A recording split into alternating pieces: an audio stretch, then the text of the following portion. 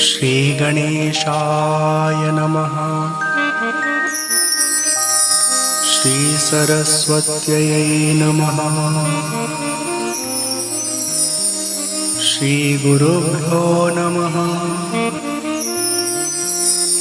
श्रीमातृपितृचरणकमलेभ्यो नमः।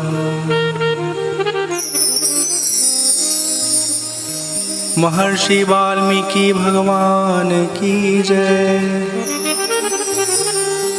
गोस्वामी तुलसीदास महाराज की जय। सियापति रामचंद्र की जय। पवन सुत हनुमान की जय। जय जय सीताराम।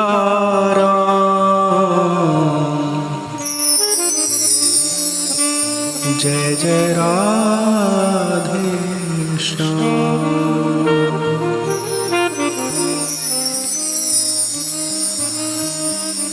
वर्णानामर्थसङ्घानां रसानां छन्दसामपि मङ्गलानां च कर्तारौ वन्दे वाणी विनायकौ।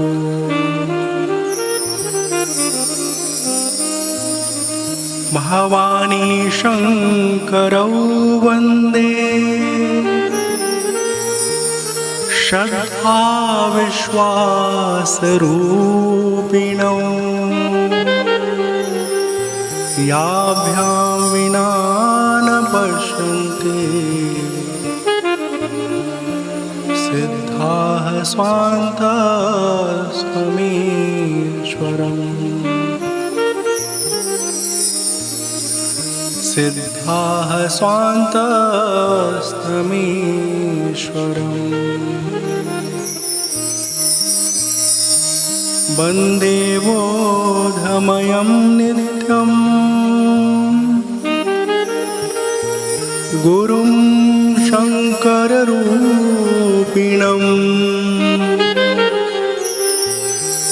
यमाश्रितो हि वक्रोऽपि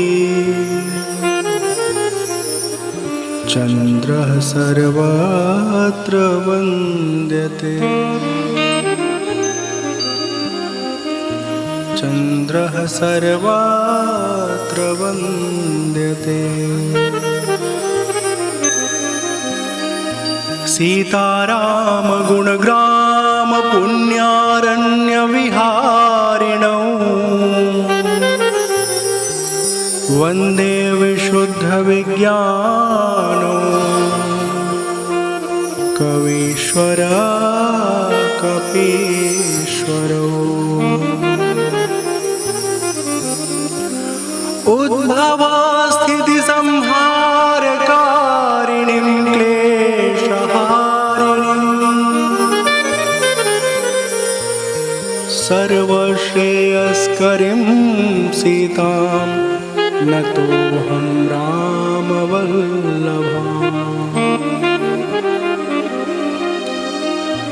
यन्मायावशवर्ति विश्वमखिलं ब्रह्मादिदेवासुरा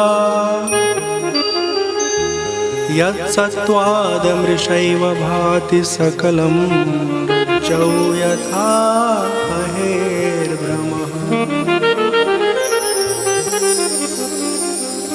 यत्पादप्लवमेकमेव हि भावाम्भोधे स्थितिर्षावताम्। वन्देऽहं तमशेषकारणपरं रामाख्यमीशं हरिम्। नानापुराणनिगमागमसम्मतं यद् रामायणे निगदितं क्वचिदन्यतोऽपि।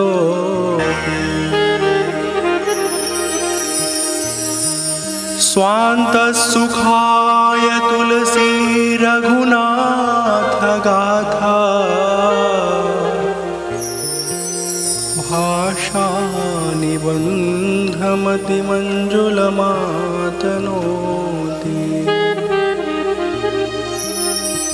भाषा निबंधमति मंजुलमातनोति।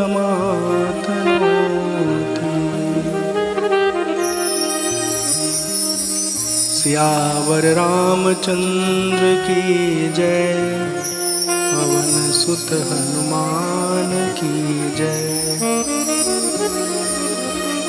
बोलो भाई सब संतन की जय, उमापति महादेव की जय।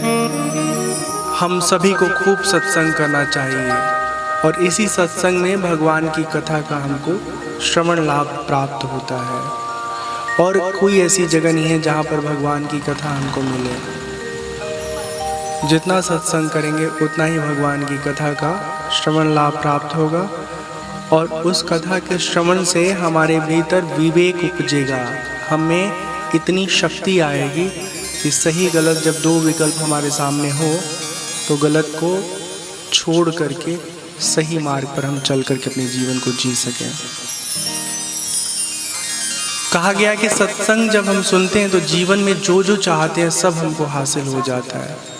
अब आप सब सुन के और रात को सोते समय कल्पना करिएगा कि हे भगवान, हम सबके घर में ढेर सारा रुपए की गड्डी आ जाए और गाड़ी घोड़ा आ जाए, सुबह हमारी शादी हो जाए, सारा झगड़ा समाप्त हो जाए। ऐसा कुछ नहीं होने वाला है। केवल सुनने से कुछ नहीं होगा, सुनने के बाद उस पर अमल करना होगा, अपने जीवन में उसको घटाना होगा, तब जा कर के कथा का फल हमको प्राप्त होगा। हम सबके जीवन में थोड़ा बहुत दोष है। कोई ऐसा है क्या जो कह सकता है कि हम पूरी तरह निर्दोष हो गए? कोई नहीं है। और सच बात ये है कि हम महसूस भी करते हैं कि ये दोष कब खत्म हो जाता है।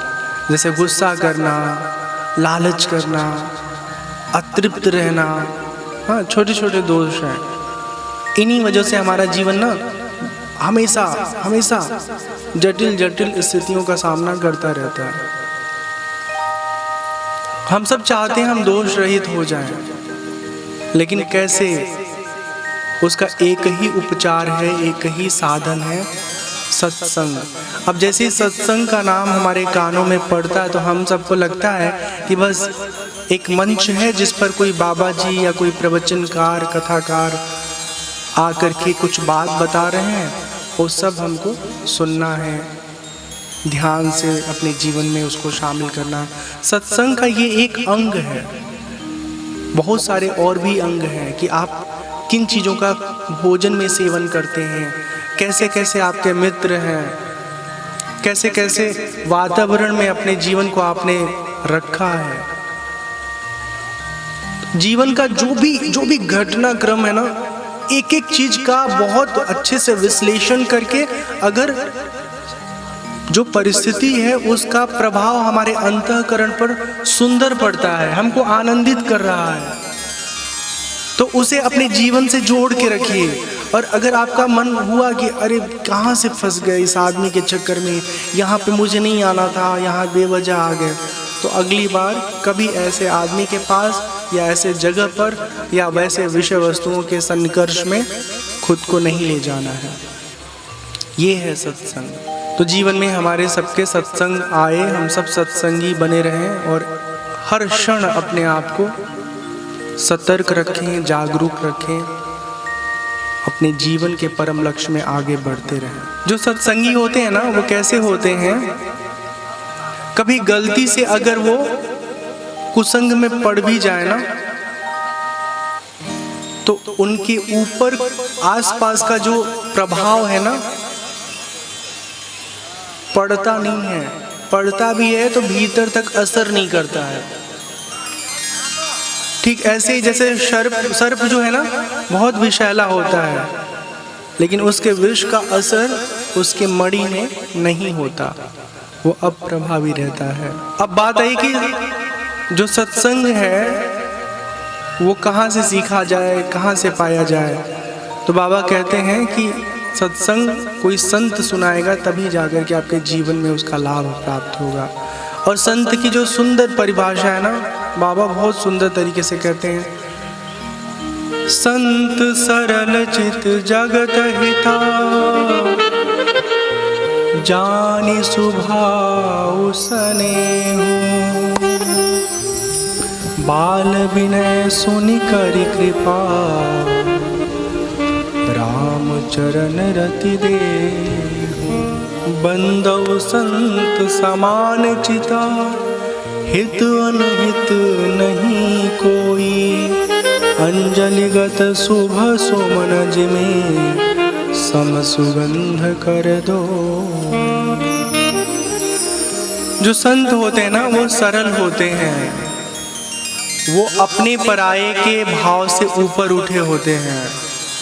जैसे फूल के बारे में कहा जाता है ना कि जो फूल तोड़ता है उन हाथों को भी फूल सुगंधित करती है, और जिन हाथों में फूल को रखते हैं उन हाथों को भी फूल सुगंधित करती है। ऐसे ही संत को आप तकलीफ दो, चाहे संत को आप सम्मान दो, वो आप पर कभी भी क्रोधित नहीं होगा, आपका नुकसान नहीं चाहेगा। तो ऐसे संत लोगों से खूब सत्संग करना चाहिए, तभी जाकर के जीवन में हमारे भगवान की भक्ति, जीवन का परम लक्ष्य प्राप्त होता है। अब एक बात और समझाते हैं कि ये सब करते हुए एक और भी वर्ग है जिनसे आपको बचा के रखना है खुद को। वो कौन लोग हैं? दुष्ट लोग हैं। और ये कैसे होते हैं? ये खुद को बर्बाद करके आपको बर्बाद करने की कोशिश करते हैं। एक व्यक्ति होता है ना, दूसरे को बर्बाद करता है लेकिन अपने आप को बचा के रखने की कोशिश करता है। और जो दुष्ट होते हैं ना, वो अपने आप को भी मार करके आपको मारने की कोशिश करते हैं।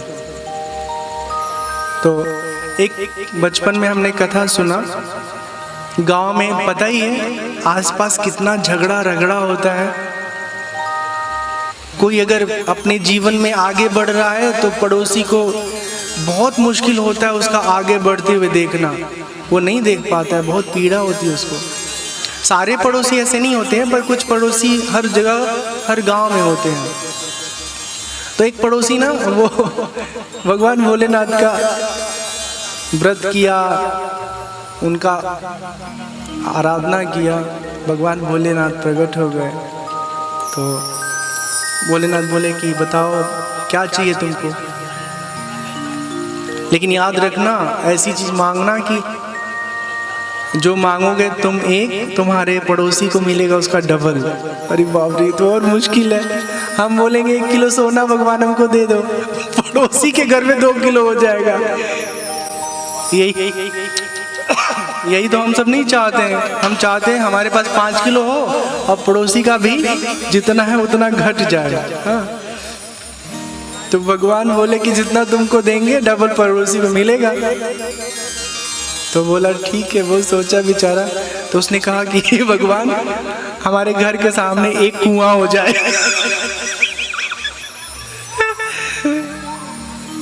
भगवान भी बड़े परेशान हुए, अब पड़ोसी के घर पे 2 कुआं हो गया। ऐसा हुआ कुछ नहीं, बस बात को समझने के लिए कभी कभी थोड़ा मजाकिया मूड में कोई बात सामने कहा जाता है। ठीक है, भगवान भोलेनाथ ऐसे थोड़े ना है कि आप उल्टा पुल्टा कुछ भी मांगोगे आपको दे देंगे। खींच के 2 लपड़ मारेंगे, दिमाग जो है ना वो सब सही हो जाएगा।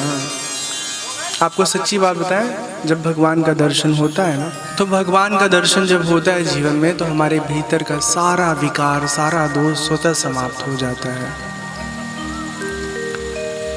लेकिन हाँ, हमारे समाज में दुष्ट लोग होते हैं। उनकी तुलना कैसे किया है बाबा तुलसीदास जी ने, जैसे आसमान से आपको कभी कभी ओला गिरते हुए नहीं मिलता है, तो जो बर्फ का गोल गोल वो होता है ना लड्डू, बर्फ वाला लड्डू, क्या बीन बीन के खाते नहीं क्या आप लोग? टेस्ट कुछ भी नहीं आता, फिर भी छत पे इतना बीन लेंगे, मुंह में डालते रहेंगे। तो बर्फ का गोला गिरता है और आपके आलू के पतई को खा जाता है, गला देता है, खुद भी गल के मिट जाता है और साथ में अपने साथ में जो मिलने वाला उसका जो भी दोस्त तो नहीं बोलेंगे, लेकिन जो भी है पड़ोसी उसको भी ले जाता है। ठीक है, तो दुष्ट लोगों से बहुत सावधान रहना चाहिए। आपको एक बात बताता हूँ, दुश्मनी में कुछ नहीं रखा है। एक बार दुश्मनी शुरू हो गई ना तो कई पीढ़ियों तक चलती रहती है। समझदार व्यक्ति अपना थोड़ा सा नुकसान करके आगे बढ़ जाता है। जिसको बहुत आगे जाना है ना, वो कदम कदम पे दुश्मन नहीं बनाता चलता है। अब पता चला कि किसी सफ़र पे आप निकले हैं और आपके पीछे कुकुर भौंकने लगे, तो आप डंडा खोज खोज के कुकुर को ठिकाने लगाओगे, उनको समझाने लगोगे कि बेटा भौंको मत, हम भी आदमी हैं, काहे भौंक रहे हो। हाँ, तो कुछ नहीं होने वाला है। इसलिए आप अपने आगे सफ़र पर चलते चलिए, और कोई कुछ कहता है तो उसको अनसुना करके देखो। संसार जो है ना, संसार मिश्रित कर्मफल है, ठीक है ना। मतलब यहाँ पर केवल अच्छा अच्छा या केवल बुरा बुरा नहीं मिलने वाला है। अच्छा भी घटेगा जीवन में, बुरा भी घटेगा जीवन में, सुख भी मिलेगा, दुख भी मिलेगा। तो ऐसा कोई इस धरती पर प्राणी नहीं है जिसके जीवन में केवल सुख सुख सुख हो, और ऐसा कोई नहीं है जिसके जीवन में केवल दुख दुख दुख हो। तो इस बात के लिए बहुत परेशान नहीं रहना चाहिए कि हमारे जीवन में बहुत दुख है, बहुत दुख है। बहुत सारे लोग हमसे भी बहुत दुखी हैं, मतलब हमसे नहीं, मतलब हमसे भी अधिक उनके जीवन में दुख है, दुख का कारण है। तो कभी भी सुख दुख को लेकर के बहुत ज़्यादा परेशान नहीं होना चाहिए। कुल मिला के जब सुख दुख जीवन में आता जाता रहता है, और ये बार बार हमने अनुभव किया है, तो सुख आए तो बहुत अधिक उद्वेलित ना हो, बहुत अधिक हर्षित ना हो, और जब दुख आए तो बहुत अधीर ना हो। समभाव में बन के जीवन को हम सब जिएं। ये बात कब समझ में आती है? ऐसे नहीं समझ में आती है। कोई कितना भी समझाए ना कि ये करना चाहिए, नहीं करना चाहिए, जीवन में कष्ट आया है, चिंता मत करो, समाप्त हो जाएगा, ये समझाने से नहीं समझ में आता है। लेकिन जब भगवान की कृपा होती है तो अपने आप सब चीज़ें समझ में आ जाती हैं। लेकिन फिर वही बात, भगवान की कृपा फ्री में तो होगी नहीं, आपको कोशिश करना पड़ेगा, और कोशिश का नाम है सत्संग। तो सत्संग करते रहिए, सारा समस्या का समाधान आपको इसी सत्संग में मिल जाएगा। जल जाए जिह्वा पापिनी राम के बिना। तो यहाँ कहा गया है, बहुत सुंदर भजन है भैया, इको बहुत है, डायलॉग में इको नहीं चाहिए ना।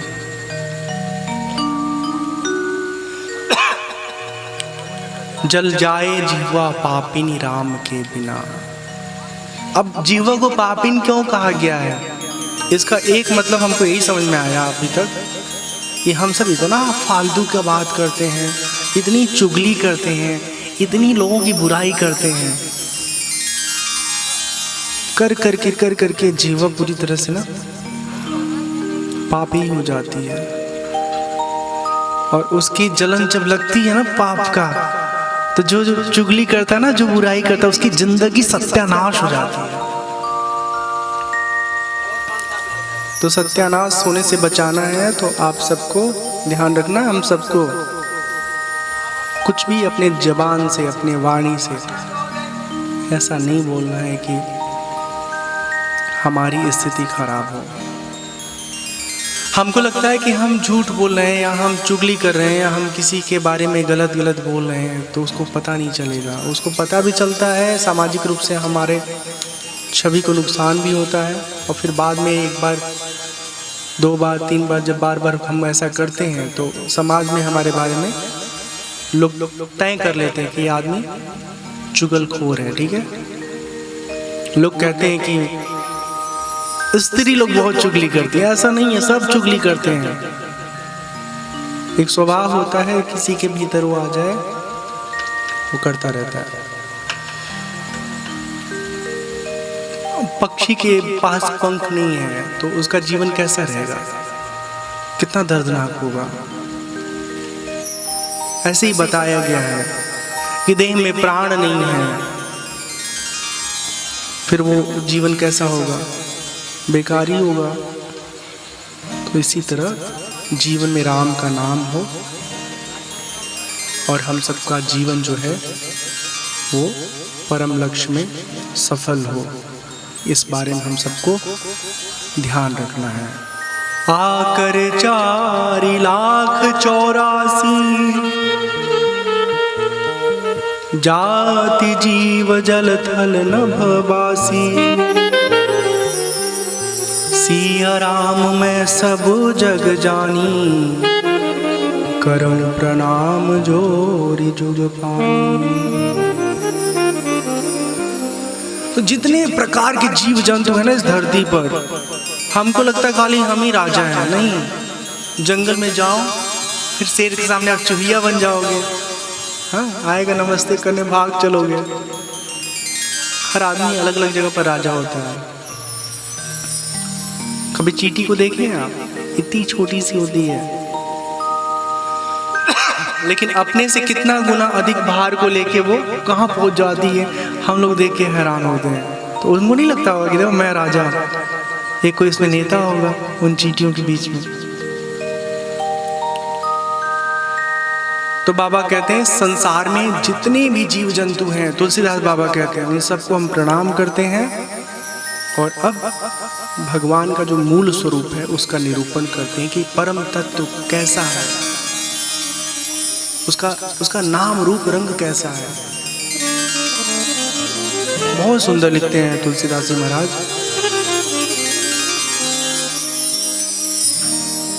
एक अनीहा अरूप अनामा। तो परमात्मा का जो मूल स्वरूप है ना, हम शिव जी को पूजें, चाहे राम जी को पूजें, चाहे कृष्ण कन्हैया लाल को पूजें, उनके केवल रूप अलग अलग है, नाम अलग अलग है, पर तत्व रूप से उन तीनों देवों में कोई भी तनिक भी भेद नहीं है, भिन्नता नहीं है। वही सच्चिद आनंद परमात्मा श्री कृष्ण है, वही सच्चिद आनंद परमात्मा श्री राम है, वही सच्चिदानंद स्वरूप भगवान भोलेनाथ है। आरंभ काल में हमको लगता है कि राम जी, शिव जी, कृष्ण जी सब अलग अलग हैं, दुर्गा जी, पार्वती जी, जानकी जी सब अलग अलग हैं, पर ऐसा नहीं है। यथार्थ ये है कि जो परमात्मा की शक्ति है ना, वही देवी स्वरूप है। शिव जी की अर्धांगिनी पार्वती जी देवी स्वरूप हैं, राम जी की अर्धांगिनी माँ जानकी, कृष्ण जी का तो राधा जी खुद शक्ति स्वरूपा है। तो हम सब इस बात को जाने कि ईश्वर और ईश्वर की शक्ति दो नहीं है। जैसे आपसे पूछा जाए कि आप और आपकी शक्ति एक है कि अलग अलग है, तो आप कहेंगे नहीं, मैं हूँ और मेरी शक्ति है। लेकिन ऐसा भी नहीं है कि मेरे न होने से मेरी शक्ति का कोई अस्तित्व रहेगा, नहीं रहेगा। हम हैं, हमारी शक्ति है, और हम और हमारी शक्ति में एक दूसरे पर ना अन्योन्य आश्रित है। शक्ति हम पे आश्रित है और हम शक्ति पे आश्रित है। तो यही ईश्वर और ईश्वर की शक्ति का जो देवी स्वरूप माँ भगवती हैं, उनका संबंध है। तो परमात्मा एक है, अनी है, उसके भीतर किसी तरह की इच्छा नहीं है, उसका कोई रूप भी नहीं है। आगे आएगा, बीनु पद चलई सुनई बीनु काना, कर बीनु करमा करई वेधिनाना। जिसका नाम रूप नहीं है वही परमात्मा साकार होकर के हमको दर्शन देते हैं, हमारी रक्षा करते हैं। वो कैसे हैं? जिनका नाम रूप नहीं है, जिनका कभी जन्म नहीं होता, जो जन्म और मरण से परे हैं, अनादि हैं, अजन्मा है। जब भक्त उनको अपनी आंखों से देखना चाहता है और इसके लिए खूब तप करता है, भगवान की आराधना करता है, तब परमात्मा इस धराधाम पर अवतरित होते हैं और अपने भक्त के मनोकामना को पूर्ण करते हैं। सो केवल भगतन हित लागी, परम कृपाल प्रणत अनुरागी। तो अपने भक्तों के हित के लिए भगवान इस धराधाम पर आते हैं, और जब आते हैं तो हम सबको अपनी लीला देते हैं, जिसका गान करके, जिसका श्रवण करके हम सब अपने जीवन में हर पल भगवान के भक्ति में लगे रहते हैं। अब राम जी और राम जी के नाम का निरूपण करते हुए बाबा कहते हैं कि ईश्वर और ईश्वर का नाम जो है, ऐसा नहीं है कि नाम कम शक्तिशाली है और उसका जो मालिक है वो बहुत अधिक शक्तिशाली है। दोनों में बराबर की शक्ति है। कई बार सवाल उठता है ना कि बताया जाता है कि ध्यान नहीं होता है, आपको अपने स्वरूप का ज्ञान नहीं हो पा रहा है, तो केवल अपने भगवान का, अपने इष्ट का नाम जप करिए। फिर हम नाम जप करने लगते हैं, हमारा मन एकाग्र नहीं हो पाता है, भ्रम प्रकट हो जाता है कि नाम इतने दिनों से जप रहे हैं, इससे कुछ हमको लाभ मिलेगा, समझ में नहीं आ रहा है कि क्या लाभ हो रहा है। यहाँ पर बाबा बताते हैं कि नाम के अधीन है नामी। व्यवहार में हम क्या करते हैं, आप सब अपने घर में जब बच्चों का नाम पुकारते हैं या बड़ों का भी, तो जैसे ही नाम सुनाई देता है उनको वापस आते हैं ना, हाँ आ रहे हैं, शोर मत मचाओ। ऐसे ही परमात्मा के नाम का जब सुमिरन करते हैं तो परमात्मा ऐसा नहीं है कि वो यहाँ है वहाँ नहीं है, वहाँ है यहाँ नहीं है, वो तो हर जगह हर कण में है ना। तो हमारी बात को वो सुनते हैं और हमारे ऊपर ध्यान देते हैं। हमको कभी कभी लगता है कि हमारी बात उन तक नहीं पहुँच रही है, पर ऐसा नहीं है।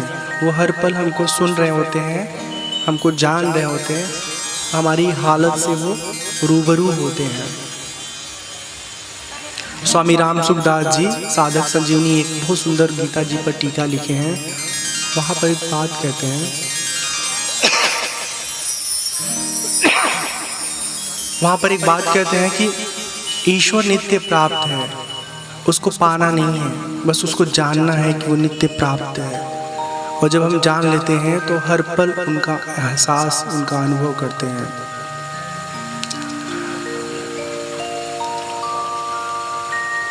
नाम रूप दुई ईस उपाधि, अकथ अनादि सुसामुझि साधि।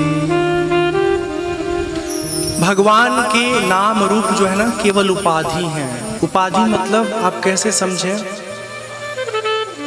जैसे अभी ये लोग आए हैं तो जब फ़ोन किए कि हम आ गए हैं चौराहे पर, तो हमने इनको बताया कि एक भैया जा रहे हैं सफ़ेद कलर के वो जीप से, या फलन नंबर की गाड़ी से, या लाल कलर का शर्ट पहने हैं, या एक टोपी लगाए हैं। तो आदमी तो बहुत सारे वहाँ बाजार में दिखेंगे ना, हो सकता है कि लाल कलर के कई लोग दिख जाएं। तो कोई एक चीज़ जो सबसे अलग आपको करे ना, उसको उपाधि कहते हैं, और उपाधि के जरिए हम उस व्यक्ति को पहचानते हैं। अब अपने घर में इसको घटा के देखिए, एक पुरुष वो किसी के पति हैं तो किसी के पिता हैं, किसी के ससुर हैं तो किसी के समधी हैं, है ना। है तो वो अकेले ही, जब जहाँ जिसके सामने खड़े होते हैं उस तरह की उपाधि से वो उपहित हो जाते हैं और फिर उसी अनुसार बर्ताव होता है। पत्नी के सामने खड़े होंगे पुरुष देव तो वो पत्नी पति की तरह व्यवहार करेगी, और वही जब बेटे के सामने खड़े होंगे तो बेटा पिता की तरह व्यवहार करेंगे। तो इसी तरह ईश्वर के ना नाम रूप उपाधि हैं, उन उपाधियों से हम ईश्वर को जानने की कोशिश करते हैं, उनके करीब पहुंचने की कोशिश करते हैं। अब जैसे भगवान शिव का ये स्थान बन गया है, तो ऐसा नहीं है कि भगवान यहाँ थे नहीं, भगवान पहले से यहाँ हैं, लेकिन अब एक भगवान का जब स्वरूप हमको मिल गया तो हम यहाँ आकर बैठेंगे, भजन करेंगे, महामृत्युंजय का जाप करेंगे, महामृत्युंजय मंत्र का, ओम नमः शिवाय का, और महसूस करेंगे कि भगवान हमारी बात सुन रहे हैं, हमें देख रहे हैं। लेकिन अब खुले खेत में आप बैठ जाइए तो आपका मन ही नहीं लगेगा। आपका क्या, हमारा भी मन नहीं लगेगा, क्योंकि जो ईश्वर कहीं दिख नहीं रहे हैं, जिनका कोई पहचान नहीं दिखता है, जब तो हम समझ ही नहीं पाते कि वो सच में यहाँ है कि नहीं है। तो ईश्वर के होने का एहसास कराता है उनका नाम, उनकी उपाधि, नाम और रूप। अगुण सगुण बिच नाम सुसाखी, उभय प्रबोधक चतुर दुभाषी।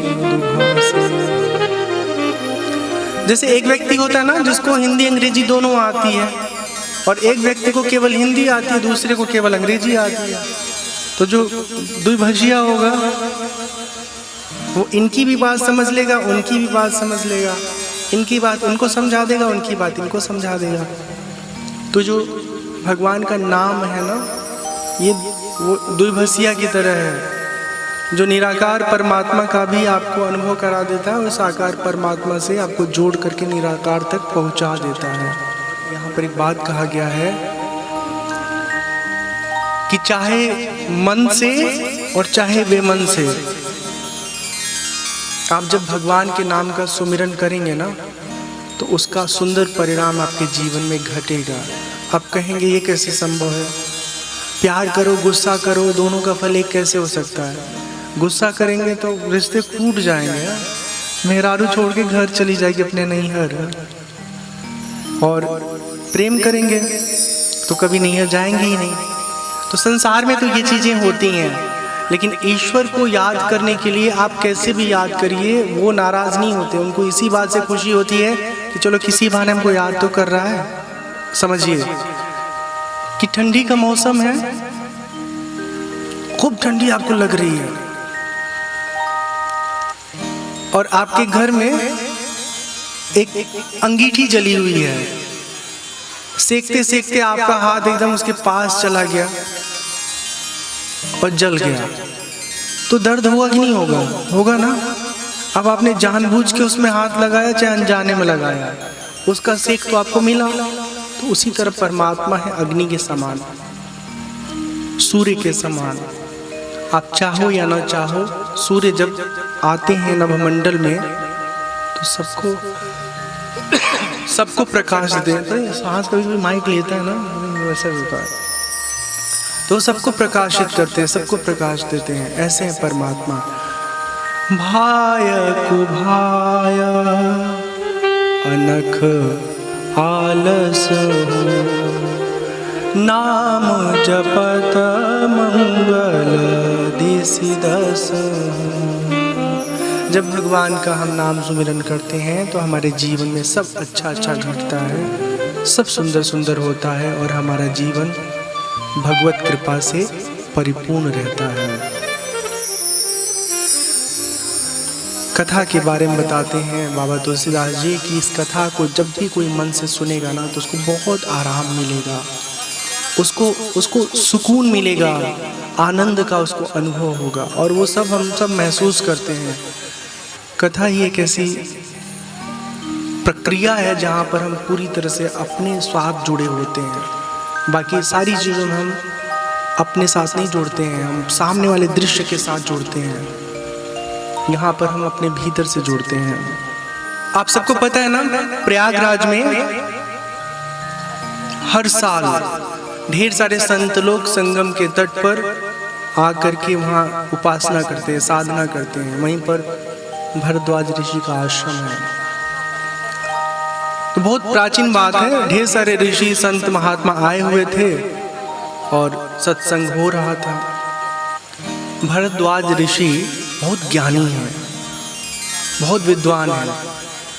जब सत्संग आयोजित होता है तो सभा के मध्य उनसे भी ज्ञानी एक याज्ञवल्क्य ऋषि है। तो हर दिन अलग अलग महात्मा जी ऋषि जन ज्ञान देते हैं, प्रवचन सुनाते हैं। तो उस दिन याज्ञवल्क्य ऋषि व्यास गद्दी पर बैठ करके और सबको प्रवचन सुना रहे थे।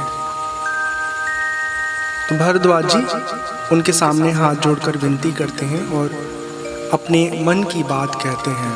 क्या कहते हैं, ध्यान से सुनिए।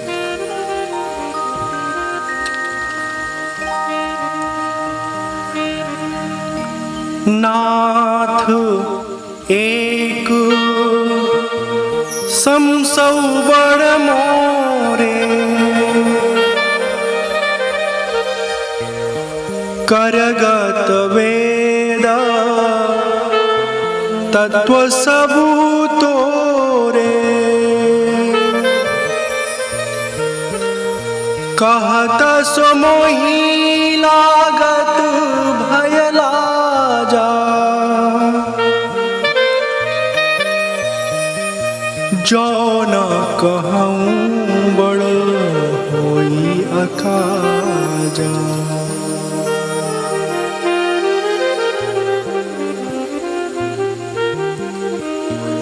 भारद्वाज जी कहते हैं कि हे याज्ञवल्क्य जी, हमारे मन में एक बहुत बड़ी दुविधा है और मुझे मालूम है अगर हम उसको सामने नहीं रखेंगे तो हमारा बहुत नुकसान होगा। हम सबको जीवन में ना अलग अलग क्षेत्र में अज्ञान होता है। कुछ लोग होते हैं अपनी अज्ञानता को प्रकट करके अपने अज्ञान को दूर कर देते हैं, और कुछ लोग ज्ञानी के उस आवरण को पहने रहते हैं और जीवन भर अज्ञानी बने रहते हैं। तो जीवन के जिस क्षेत्र में, जैसे हम सबको शौक होता है ना कि हम शुद्ध हिंदी बोलें, शुद्ध भोजपुरी बोलें, शुद्ध अंग्रेजी बोलें, जो हमेशा सीखने की कोशिश में लगा रहता है वो शुद्ध बोल लेता है, और जो नहीं प्रयास करता वो फिर जितना जानता है उसी में गिल्ली डंडा खेलता रहता है। वही 4-5 गिन के अंग्रेजी के शब्द हैं, उसी को बोल बोल के महसूस कराते हैं कि हम अंग्रेजी के जानकार हैं। तो जीवन में जब कभी किसी भी विषय को लेकर ना अज्ञान हो तो बाबा लोगों से, अपने से जो समझदार लोग हैं, घर में बड़े बुजुर्ग संत महात्मा, उनसे सवाल करिए और पूछिए कि सवाल का उत्तर क्या है। तो भारद्वाज जी कहते हैं कि ये सवाल जो मेरा है, संशय जो मेरे जीवन में है, इसका उत्तर हमको जानना है। तो कौन सा सवाल है, बताइए अपना सवाल। हे गुरुवर, हे महामुनि, राम कौन है? आप कृपा करके हमको विस्तार से बताएं, क्योंकि हम कई राम के कथा को सुन चुके हैं जिनमें 2 प्रमुख राम हैं। एक वो जो राजा दशरथ के पुत्र हुए, उनके पत्नी का हरण हुआ और इतने क्रोधित हुए कि महाविशाल युद्ध उन्होंने कर डाला। जिसने हरण किया उसकी पूरी उसकी जिंदगी, उसकी सृष्टि सब समाप्त कर दिया। सृष्टि मतलब जिसने, जो उसने बनाया था अपना साम्राज्य। और एक राम जी वो हैं जिनको भगवान भोलेनाथ हमेशा सुमिरन करते रहते हैं, याद करते रहते हैं। तो कृपा करके हमको बताइए, ये दोनों राम एक ही हैं कि दोनों अलग अलग हैं? अगर अलग अलग हैं तो साफ साफ बताइए कैसे अलग हैं, और एक है तो उसका भी साधन बताइए, कारण बताइए। याज्ञवल्क्य जी कहते हैं कि हमको सब मालूम है। भारद्वाज जी, आपके जीवन में ये अज्ञान नहीं है, और सच में भारद्वाज जी के जीवन में अज्ञान नहीं है। भारद्वाज जी भगवान राम की कथा सुनना चाहते हैं, इसलिए ऐसा सवाल करते हैं। अब जब राम जी की कथा मालूम है तो फिर क्यों सुनना? मतलब एक ही कथा बार बार। अब एक बार घर में रोटी आपने खा लिया सब्जी के साथ, फिर सुबह फिर रोटी सब्जी, फिर सुबह रोटी सब्जी। तो वहां तो नहीं कहते हैं कि एक दिन खाना खा लिया अब क्यों दोबारा खाना खाना, छोड़ो खाना नहीं खाते हैं, बिना खाए रह लेते हैं। क्या बात कर रहे हैं पूरा कार्यक्रम रुक जाएगा। हम अपने देह की भूख को भरपूर खुराक देते हैं पर अपनी आत्मा की भूख को नहीं देते हैं। इसलिए आत्मा ना है भी कि नहीं है, इसका हमको एहसास होना बंद हो जाता है। हम यंत्रवत ना व्यवहार करते रहते, मशीन हो जाते हैं, बाहर ही बाहर की चीज़ों को सोचते हैं, देखते हैं, उन्हीं के साथ जुड़े रहते हैं, खुद के साथ जुड़ा हुआ रहता ही नहीं है। तो भगवान की कथा से हमको हमेशा नित्य नवीन ज्ञान प्राप्त होता है। एक ही कथा है, जितनी बार आप सुनेंगे उतना बार आपको अलग अलग अनुभव होगा, लेकिन पहले अनुभव से दूसरा अनुभव कोई ऐसा नहीं है जो बहुत जमीन आसमान का फर्क हो। अच्छा लगेगा, अच्छा लगने वाले अनुभव की बात कर रहे हैं हम। तो याज्ञवल्क्य जी कहते हैं, भरद्वाज जी हम आपकी चतुराई समझ रहे हैं, आप भगवान की कथा सुनना चाहते हैं, ठीक है हम आपको सुनाएंगे, लेकिन यदि सच में आपको अज्ञान है तो उस बारे में सोच करके बहुत दुखी मत होइए। बोले ऐसे क्या भाई, क्यों ना दुखी हो?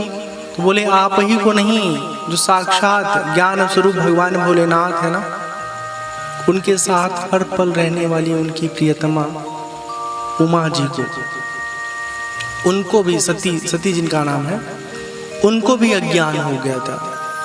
एकदम से चौकन्ना हो गया भरद्वाज जी, ऐसे कैसे है? मतलब मास्टर साहब इतने ज्ञानी और मास्टराइन को पढ़ा नहीं पाए, पढ़ा देना चाहिए था ना, ये जरूरी नहीं है। हर व्यक्ति की अलग अलग परिस्थिति है, अलग अलग मन स्थिति है। तो यदि सोचे कोई कि घर में पिताजी को संगीत बहुत अच्छा आता है और घर के सब बच्चों को संगीतकार बना देंगे, तो हमारे शहर में डॉक्टर शरद मणि त्रिपाठी जी को देख लीजिए, कितने बड़े संगीतकार हैं, बच्चे नहीं बने संगीतकार। सुनेंगे तो कहेंगे मेरा भी नाम तुम ले लिए। हमारे आसपास देखिए बहुत सारे ऐसे दृश्य दिख जाएंगे कि बहुत अच्छे मास्टर, बड़ा सम्मान, लेकिन उन्हीं का घर का जो लड़का हुआ इतना दुष्ट, इतना असंस्कारी कि सब लोग देख करके हैरान होते थे कि मास्टर साहब दुनिया के पढ़ाए, अपने लड़का के नहीं पढ़ा पाए। तो इतना विभत्स स्थिति नहीं हम लोग सोच रहे हैं। हम बस ये बात बताने के लिए बोले हैं कि जरूरी नहीं है कि आपके घर में अगर बहुत कुछ किसी के पास काबिलियत है तो सबके पास वो आ जाए। तो शिव जी तो ज्ञान स्वरूप है, लेकिन सती मैया को ज्ञान नहीं हो पाता है। क्यों नहीं ज्ञान हो पाता है? क्योंकि सती माँ बहिर्मुखी है, और सती माँ का जो व्यक्तित्व है ना, उसमें उनको बहुत अधिक आत्मविश्वास है। इसका कारण क्या है? तात्विक रूप से हम बता रहे हैं, जो दक्ष है ना, वो सती जी के पिता हैं, और दक्ष का हिंदी में मतलब होता है ना कुशल, एक्सपर्ट। और जो आदमी किसी विषय का एक्सपर्ट होता है ना, तो सबको काउंटर कर देता है, सबको किनरिया देता है। आए हैं बड़ा तबला बजाने वाले, हम क्या मत सिखाओ, जान रहे हैं हम। बहुत ज्ञान देने आए हैं, सब कुछ पढ़ लिख रखे हैं, अब शांति से बैठा रहिए, बताइए मत, जो बता रहे हैं सब उनको मालूम है। ऐसे ही जब आदमी जब अपने आप में ना अभिमान से ग्रस्त हो जाता है, तो चाहे हम हो चाहे आप हो, सब लोग ऐसे ही बोलते हैं, जबकि ऐसा नहीं होना चाहिए। कोई कुछ भी बोले ना, चुपचाप बुरबक नियर, बकलोले नियर सुने के चाहिए, समझे के चाहिए। का पता कोनो ऐसा लाइन बोल दे कि जिंदगी सच में सुंदर हो जाए, बदल जाए। तो सती माँ जो है दक्ष की कन्या है, दक्ष की बेटी है।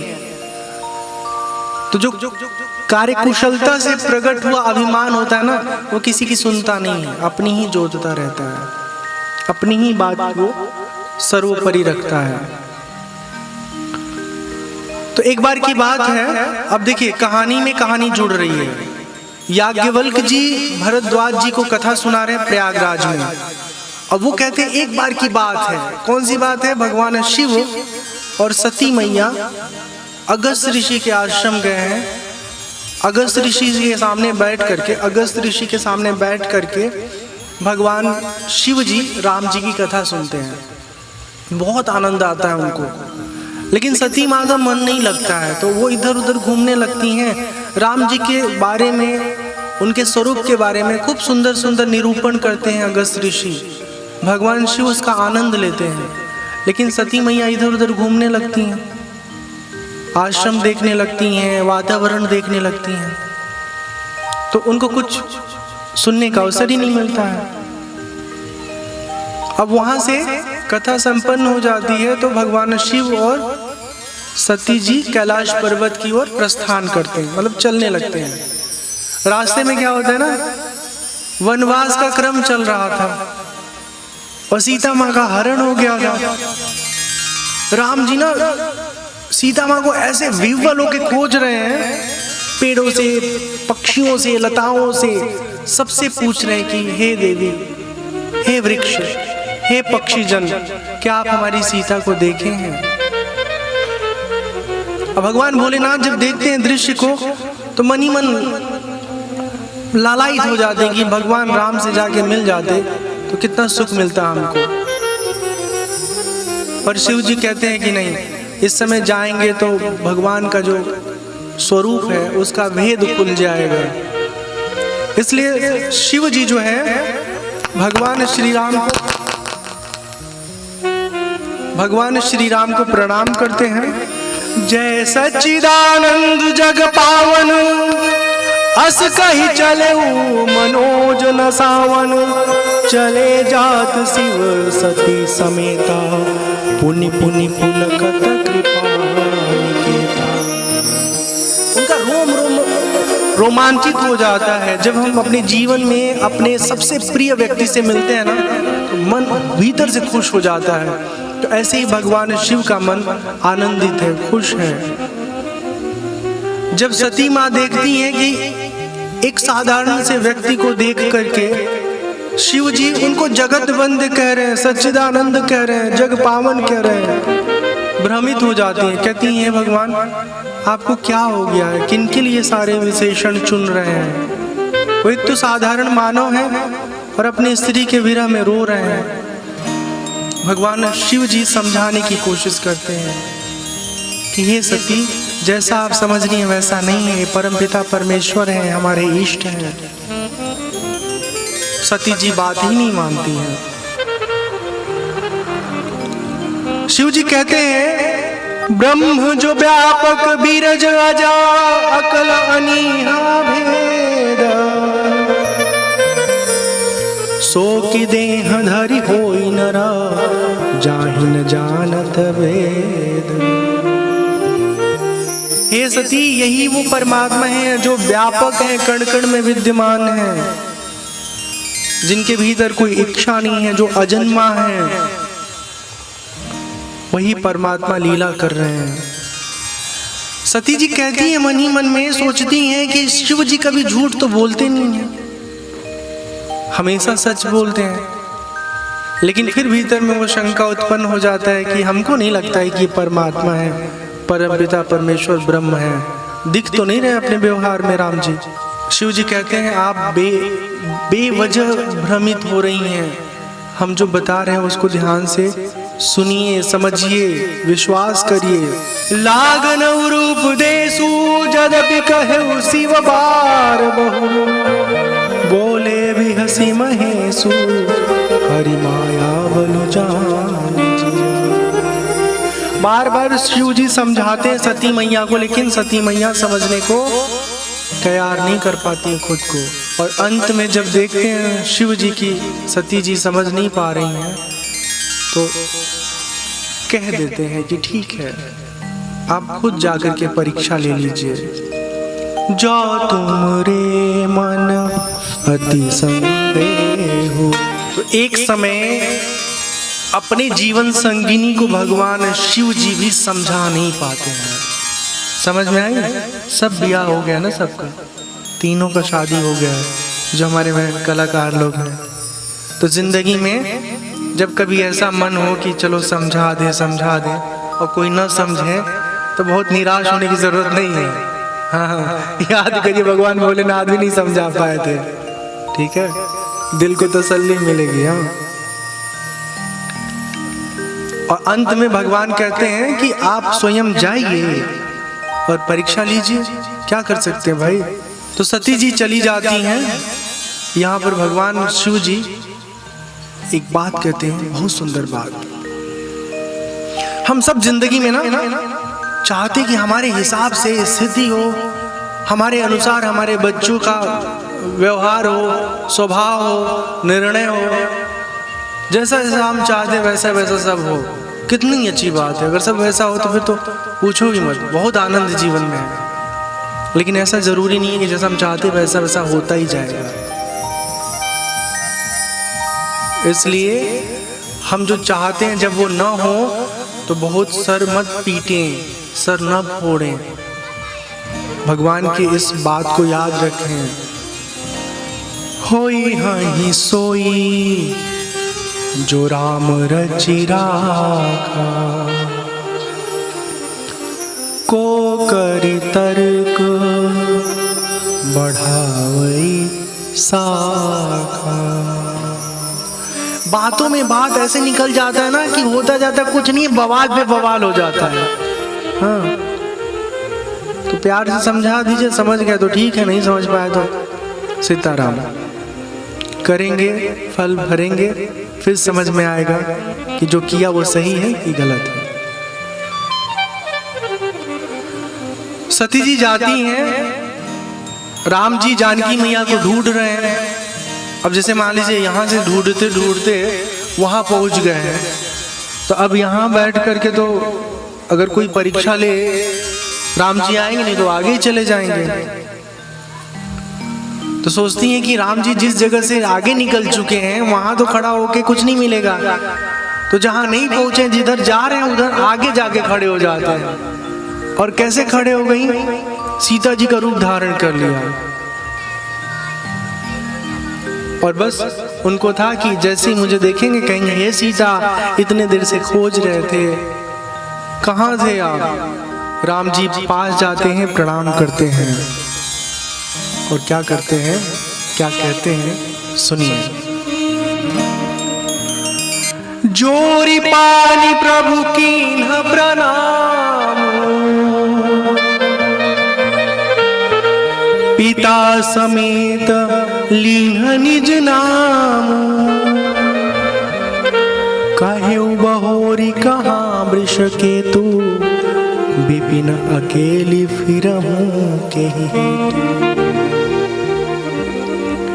हे सतीज माँ, भगवान भोलेनाथ कहाँ हैं? उनको छोड़ करके इतने घनघोर जंगल में आप क्यों अकेले भटक रही हैं? जब राम जी उनके मूल स्वरूप को पहचान लेते हैं और उनको प्रणाम करते हैं तो सती मैया को बहुत भीतर से ना ग्लानि होती है, संकोच होता है कि काश हम भगवान भोलेनाथ की बात मान लिए होते तो कितना अच्छा रहा होता। बहुत अच्छे भोलेनाथ, बस आपके दर्शन के लिए हम आ गए थे, दर्शन लाभ मुझे मिल गया, अब हम भगवान के पास जा रहे हैं, मुझे अनुमति दीजिए। और रास्ते में सोचती हैं, अब मैं कैसे जवाब दूंगी जा करके भोलेनाथ को, क्या मैं बोलूंगी? उनकी बात भी हम काट दिए और जो परीक्षा लेना चाहते उसमें भी हम फेल हो गए। चलते चलते भगवान भोलेनाथ के पास सती मैया पहुंच जाती हैं। भगवान भोलेनाथ मुस्कुरा के कहते हैं, क्या हाल है, ठीक बा? परीक्षा ले ली? हाँ। क्या परिणाम मिला? झूठ बोल देती हैं सती जी, कहती नहीं नहीं प्रभु, हमने कोई परीक्षा वरीक्षा नहीं लिया। हाँ सच में, बस वो मिले, उनको हम नमस्ते किए, प्रणाम किए, वो हमारा कुशल क्षेम पूछे, आपके बारे में पूछे, थोड़ी सी बातें हुई, फिर हम वापस चले आए।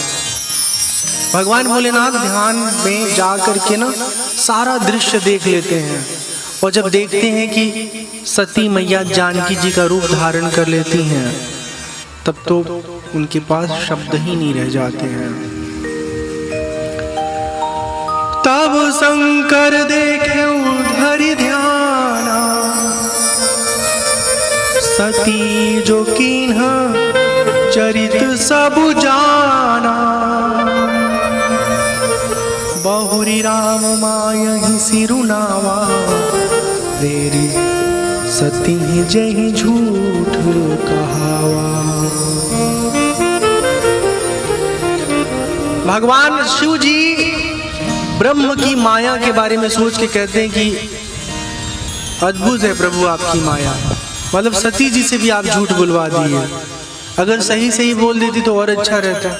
अब इन्होंने झूठ बोला है। वो देखते हैं जानकी मैया का रूप धारण करके परीक्षा ली है भगवान राम की, तो कहते हैं अब जिस रूप को हम पूजते हैं, जो हमारी आराध्या है, उस रूप से हम कैसे स्नेह कर सकते हैं, दाम्पत्य जीवन कैसे उसके साथ जी सकते हैं। भगवान शिव भीतर ही भीतर सती जी का त्याग कर देते हैं। कहते हैं इनका त्याग पूरी तरह से नहीं किया जा सकता, इनको घर परिवार से दूर नहीं किया जा सकता, क्योंकि इनका मन निश्चल है। लेकिन जिस स्वरूप को ये धारण कर चुकी हैं, उस स्वरूप में आने के बाद इनको जीवन संगिनी के रूप में भी स्वीकार नहीं किया जा सकता। और मन ही मन सोचते हैं, ए तन सती भेंट मोहिना। भगवान शिव मन ही मन प्रण लेते हैं कि अब सती जी से दाम्पत्य जीवन में हम कभी नहीं शामिल होंगे। और आकाशवाणी होती है कि इतना बड़ा प्रण कोई दूसरा नहीं कर सकता प्रभु, केवल आप ही कर सकते हैं। प्रण का एहसास सती जी को हो जाता है, लेकिन वो समझ नहीं पाती कि भगवान शिव अंतर मन में कौन सा प्रण किए हैं, क्या संकल्प लिए हैं। बार बार पूछती हैं, शिव जी बताते नहीं हैं। जलु पे सरिस बिकाई देखहु प्रीति की रीति भली, बिलग होई रसु जाई कपट खटाई परत। प्रेम का इतना सुंदर निरूपण आपको कहीं नहीं मिलेगा। दूध और पानी का प्रेम कभी देखे हैं? इसका असली मजा ग्वाला लोग उठाते हैं। अब भुक्तभोगी ग्राहक होते हैं। 1 लीटर पानी में आप 250 ग्राम दूध नहीं 1 लीटर दूध में 250 ग्राम जल, और कुछ लोग तो 300 भी मिला देते होंगे, और मिला के हमारे घर पे पहुंचा देते हैं। और तो और कहिए कि शुद्ध दूध दीजिए तो बोलेंगे कि 40 रुपए में शुद्ध नहीं मिलेगा। मतलब बोल करके हमको पानी पिला रहे दूध में मिला के। गजब, बहुत सुंदर। तो यहाँ प्रेम के बारे में कहा गया है कि दूध और पानी का प्रेम देखिए कि पानी जिसकी कोई कीमत नहीं है वो भी दूध के भाव बिकता है। और खटाई कपट रूपी खटाई उसमें डाल दीजिए, तो दूध की कीमत रहेगी ना पानी की कीमत रहेगी, सब बर्बाद हो जाएगा। तो जीवन के अंदर जो रिश्ते हैं ना, उसमें कभी भी कपट आपको सुख नहीं पहुंचाएगा, खत्म कर देगा सारा रिश्ता नाता जान पहचान। तो आदमी को सरल रहना चाहिए, स्वच्छ रहना चाहिए, पवित्र मन से रहना चाहिए। अब देखिए कपट की है, कपट मतलब कपट को थोड़ा सा ना कपाट में बदल दीजिए, ठीक है, समझ में आएगा कि ढक देना, वास्तविक स्थिति को छुपा लेना कपट कहा जाता है। तो सती जी ने वास्तविक बात को छुपा लिया, जिसका परिणाम ये निकला कि शिव जी हमेशा के लिए मन ही मन त्याग दिए। भगवान राम की कथा सुनाते सुनाते उनको लेके कैलाश पहुंच गए और अपना ध्यान भजन में निमग्न हो गए। तो भगवान शिव जी माँ सती के साथ जीवन तो जीते हैं, लेकिन भीतर ही भीतर उनका त्याग कर चुके हैं। अब हर दिन उनको खुश रखने की कोशिश करते हैं, पर सती जी को जिस वजह से सुख मिलता है, जिस तरीके से पहले का उनका जीवन था, उन सब में बहुत कुछ वो बदलाव देखती हैं। और धीरे धीरे वो समझ जाती हैं कि हमें हमारे कर्मों का परिणाम मिल रहा है।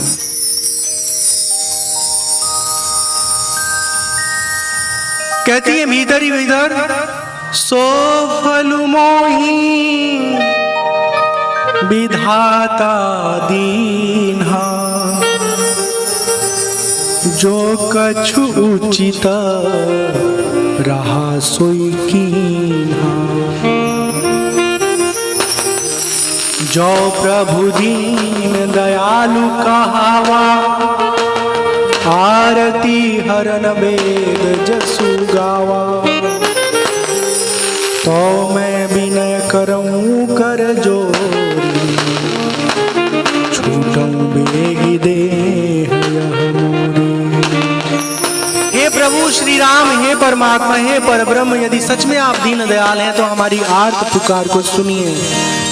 आपसे प्रार्थना है कि अब मुझे इस शरीर में और नहीं रहना है, मुझे इस शरीर से मुक्त कर दीजिए।